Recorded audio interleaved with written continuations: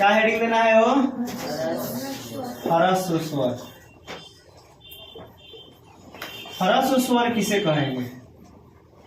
तो इसका बात है कि वह वर्ण जिसके उच्चारण में कम समय लगता है। क्या?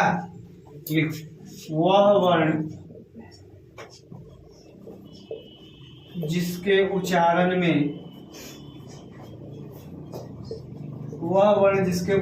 में कम समय लगता है। वह वर्ण जिसके उच्चारण में कम समय लगता है ह्रस्व स्वर कहलाता है। ह्रस्व स्वर कहलाता है। और देखो इसकी संख्या क्या है वो?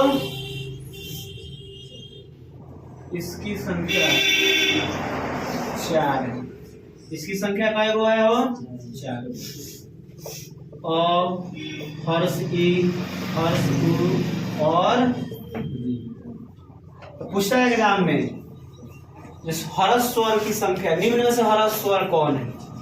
देखो तो ये क्वेश्चन हो गया, 4 को ऑप्शन देगा, एगो इनमें से रहेगा, 3 में दूसरा रहेगा। और दूसरी क्या पूछ रहा है? आजकल अंडरलाइन कर दे रहा है। क्या? अच्छा पूछता है कि निम्नलिखित में से ह्रस्व स्वरों की संख्या कितनी है? अब नीचे दे देगा 4, 6, 8, 10 में से जौन होगा मालूम। पूछने का बहुत सारा तरीका है, कितना पूछ सकता है। एक से एक विद्वान लोग बैठे हैं क्वेश्चन सेट करने के लिए। समझ में आ रहा है? बकचोदर लोग क्वेश्चन सेट करने के लिए नहीं बैठे हैं, विद्वान लोग। समझ में आ रहा है? विद्वान लोग क्वेश्चन सेट करता है, इसलिए टेंशन लेने का नहीं। आराम से रिवीजन देखो, कितनों तैयारी कर लो, प्रैक्टिस नहीं करेगा तो एग्जाम बढ़िया से नहीं जाएगा। वो प्रैक्टिस करने के लिए लास्ट में क्या चलाया जाता है? Test series. और जितना बोतला ठगुआ रहा सब कौन सी पढ़ाता है? सब क्रैश कोर्स। क्रैश कोर्स पढ़ाया जाएगा। मान लो पहले से हिंदी व्याकरण पढ़ा दिले हैं, फिर ये चीज वो तोरा के लिखाएंगे। क्रैश कोर्स में ये काम होता है। अब प्रैक्टिस सेट में क्या होता है? टेस्ट सीरीज जिसको हम लोग बोलते हैं। उसमें क्या होता है कि जो चीज पढ़ा दिए ऊपर क्वेश्चन बनवाएंगे। समझ में आ रहा है ना? और मान लो एक पढ़ रहे हैं, ऊपर 10 को 20 को क्वेश्चन बनवा देंगे। याद हो गया? याद भी कर लिए, क्वेश्चन भी बना लिए, दोनों काम ओके। क्रैश कोर्स में क्या हो? ये लिखवा दिए, फिर से लिखवाई, वो पैसा क्या हो जाता है? फंस जाता है, फायदा नहीं होता। अगला लिखो, दीर्घ स्वर किसे कहते हैं? दीर्घ स्वर किसे कहते हैं? दीर्घ स्वर किसे कहते हैं? तो वह स्वर वर्ण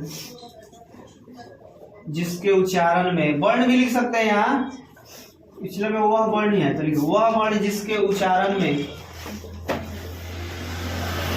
स्वर वर्ण ज्यादा सही रहेगा ना। ऊपर को मैं स्वर वर्ण लिखो तो सही रहेगा। वर्ण तो व्यंजन और स्वर दोनों आ सकता है ना, इसलिए स्वर कंफर्म करो। वह स्वर वर्ण जिसके उच्चारण में ह्रस्व का 2 गुना समय लगता है। ह्रस्व का 2 गुना समय लगता है।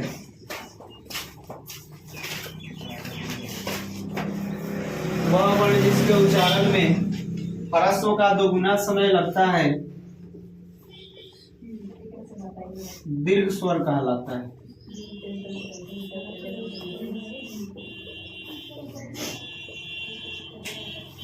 इसकी संख्या कितना है वो?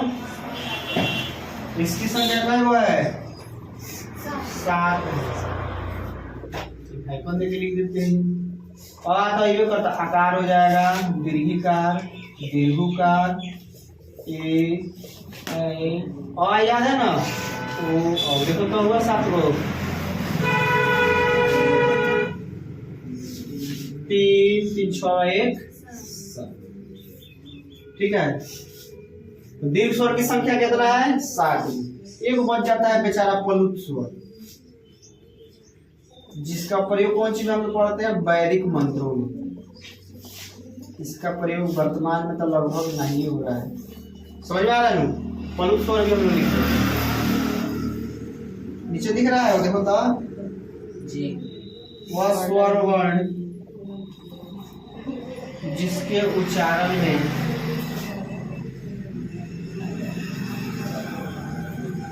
ह्रस्व का 4 गुना तथा दीर्घ का 2 गुना समय लगे। वह स्वर वर्ण जिसके उच्चारण में ह्रस्व का 4 गुना तथा दीर्घ का 2 गुना समय लगे।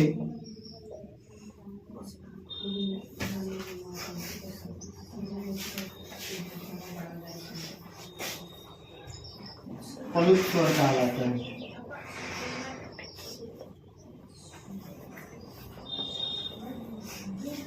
और इसका जैसे देख लो, नीचे दिख रहा है, देखो तो एक बार, जैसे ओम देखा होगा, ऐसे लिखल मिलता है। बहुत जगह ओम ऐसे भी देखो लिखल मिलता है, इस तरह से मिलता है ना। तो इसी को हम लोग क्या कहते हैं, प्लुत स्वर।